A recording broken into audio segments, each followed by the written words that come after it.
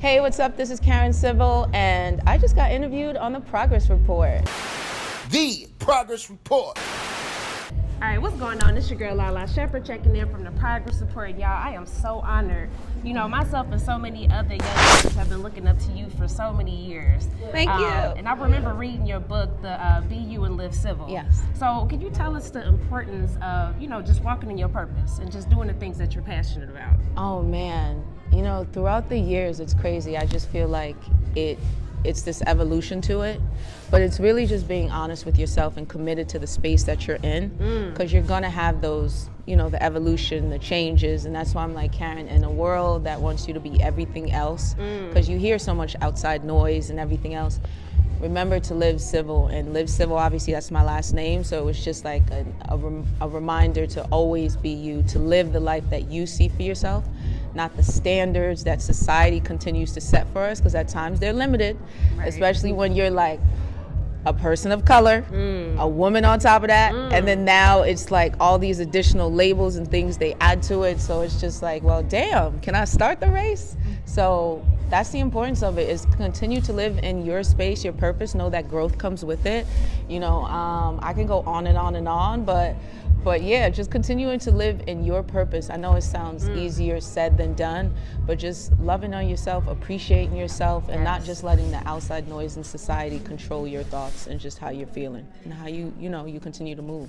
Absolutely, and that brings me to my next point, with you just being, a black woman.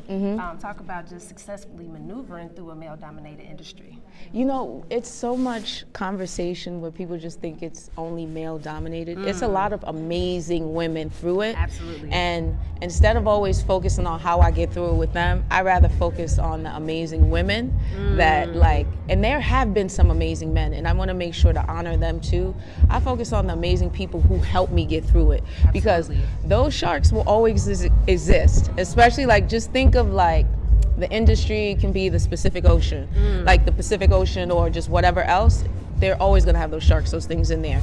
So just for me, it's just focusing on the people who have been so amazing. Absolutely. That's it. If you want to have a mentor, it's great to have one. If you have, at times people do get busy, but friendships. I have moments of fellowship. Absolutely. Connecting with peers, and even sometimes it may not be people after this, I'm about to go look up your channel, see what's going on. Please figure do. out we learn from one another. Absolutely. And that's honestly what continues to get me through it, because and like I said in my previous statement, you're gonna hear a lot of noise, but it's honestly what you take in and what you want to deal with. Absolutely, absolutely. Now tell us about just dealing with adversity and just dealing with negative press, because everything isn't going to be positive on up and up. It comes with it. It's just I literally, for myself, I grew up on the internet, and with that is when you live such a public-facing profile, you're going to get the criticism, the good and bad, and people are allowed to have their opinions. I don't walk in a space of, when you're creating your own life, there's going to be trial and errors, good and bad and everything else, and people get to see that, so people are going to have an opinion. And at times, even for myself, I used to get so offended by somebody's opinion. Why would they're allowed to have it.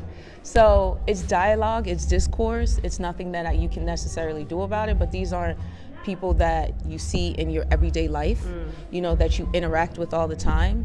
Tyler, the Creator, said something interesting. He was just I wish I would be crying over the internet. You just close your laptop if you're getting online bullied. So I know it sounds easier said than done, but it's just really having your tight circle, being in your zen, your space, and understanding everyone's going to have a POV. Absolutely, absolutely. Talk about the importance of, rebranding yourself. How often do you feel like that a person or a brand should do so? It's necessarily up to you. So that question can go various ways. From a business aspect, we started one thing, we want to pivot into another, figuring out who your audience is. Say for a specific person. For me, again, I don't call it necessarily rebranding, but I go through phases where life and society has always taught us we can only have and be one thing. But why is that? We go through so many different phases, okay, I want to try this or do this for a while, I want to do this for a while. I have afforded myself the comfort and lifestyle to do so, where, you know, and that's the most important part, where it's like, yeah, I don't necessarily want to always call it a rebrand, but it's more or less, this is the space and this is the phase I'm in, this is what's important to me, and this is the trajectory I'm moving in. Absolutely. Now, we're all entrepreneurs.